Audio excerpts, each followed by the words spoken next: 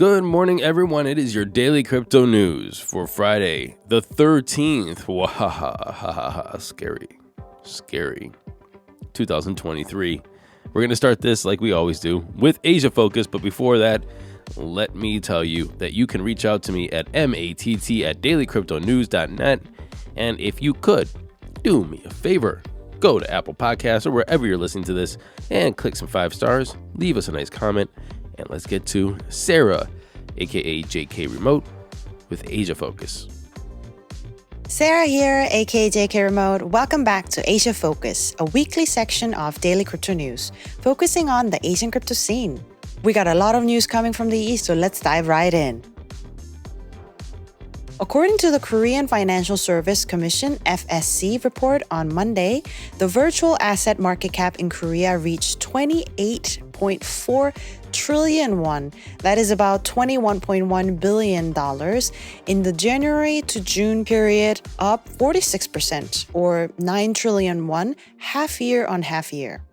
During the same period, the global virtual asset market cap grew 53% to 154 trillion won.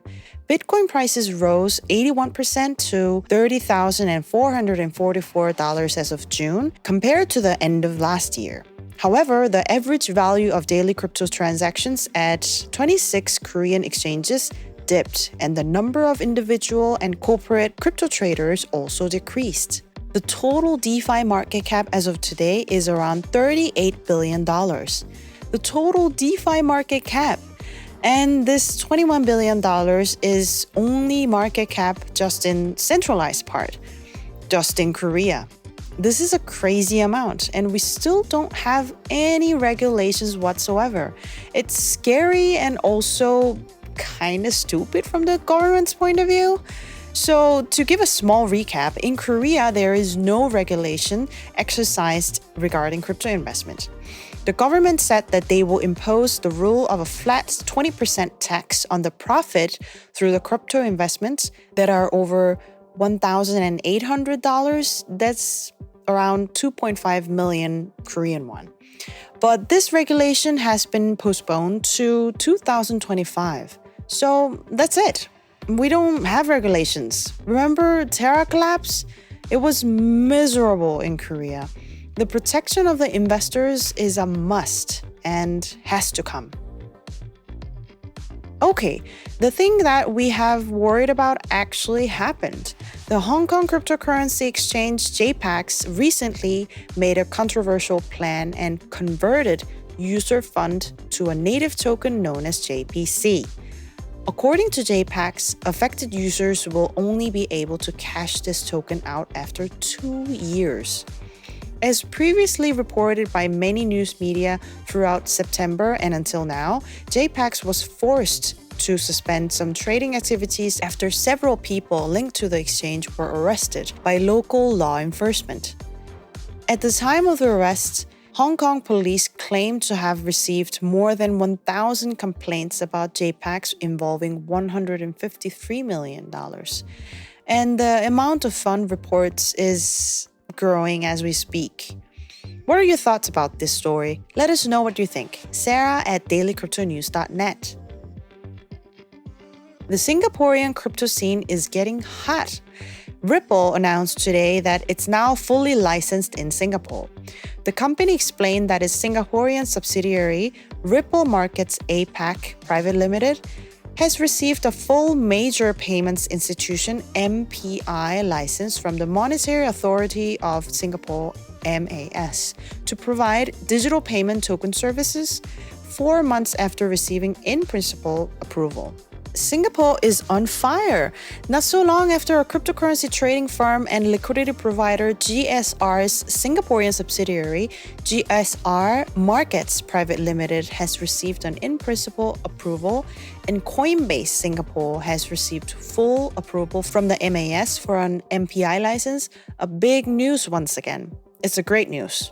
Given in the US, Ripple won big time against the US Security and Exchange Commission (SEC) in early October, it seems like there is no one hating Ripple right now. Congratulations.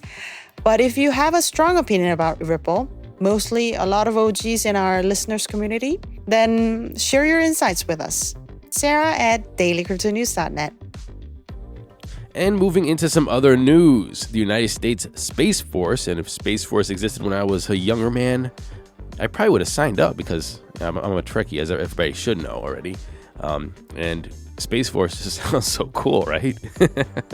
But the only thing that doesn't sound really cool is they don't call their service members like soldiers, or, they call them guardians, which is kind of, I don't know, whatever. I would have dealt with it. Anyway, the United States Space Force issued a temporary order for its guardians to halt the use of personal generative AI accounts while on duty. They sent out a memo that said a strategic pause on the secure integration of generative AI and large language models within the U.S. Space Force has been implemented as we determine the best path forward to align this capability to the United States Space Force mission. This is a temporary measure to protect the data of our service and guardians. Every guardian has a responsibility to comply with all cybersecurity and data handling and procurement requirements when purchasing and using AI. The memo also told the guardians not to accept or agree to any AI's terms of service or end-user license agreements without prior review and approval. The thing that this article didn't say is why they put out this memo, which is unfortunate. Maybe it has something to do with all those aliens and UAPs that we're seeing. Please be aliens. Just please be aliens. Uniswap, they released a new wallet for Android on Thursday. And this is a couple months after they did the same thing for iOS. The app is currently in beta, and it's going to stay in beta while the company invites members of the DeFi community to help test the wallet before it's released more widely to more users. Currently, the wallet has around 35,000 users. And if you know me by now, then you're going to know that I'm going to say don't use this thing. Don't use it until it's widely released to everyone and out of beta, because this is what they're doing. They're testing this. And so if you're swapping tokens and your money is literally being used through this beta platform, there's a risk, even a greater risk, that your funds are going to be stolen. So just don't do that. Apparently, there's a strong possibility that Russia is involved with the $477 million FTX hack.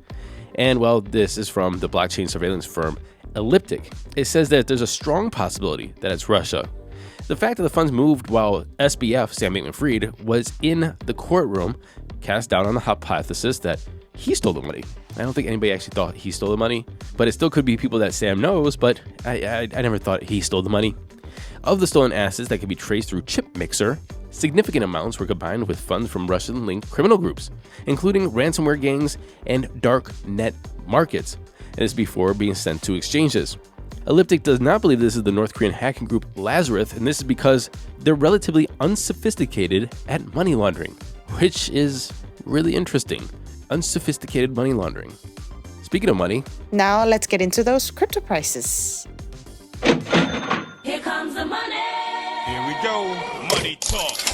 and the time is 11:06 a.m. Eastern Standard Time. We are getting a late start today because I had some running around to do this morning. Fear Greed is at 39. We're slightly fearful.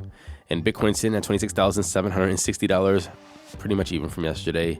Ethereum's at $1,542, pretty much even from yesterday. Tether's number 3, Binance is at 205, pretty much even from yesterday. You see a pattern here besides XRP, which is at 48.1 cents, which is up 0.6% in 24. Running off the top 10, we have USDC, Solana, Cardano, Doge, and Tron. The total market cap is sitting at 1.05 trillion. We have a Bitcoin dominance slightly below 50%. It's at 49.9, an ETH dominance of 17.1. And a couple of notes we have today is the Flare network, by the way, is burning 2.1 billion Flare tokens to support the ecosystem health. And Thorchain's Rune is up 8% as the DeFi exchange lifts the trading pause. And there was a trading pause because you know that they were using Thorchain to launder some of this money that was coming from FTX, as we heard a little bit earlier about Russia being possibly involved in it. Some of that was going through Thorchain, and they're just like, okay, we're going to pause some of the trading because we don't want you laundering money through our platforms. And so they lift the trading pause, and now the token soars. I hope that you had a great day listening to the show, and I hope you have a great weekend. And I'll see you Monday. And until then, happy hodling, everyone.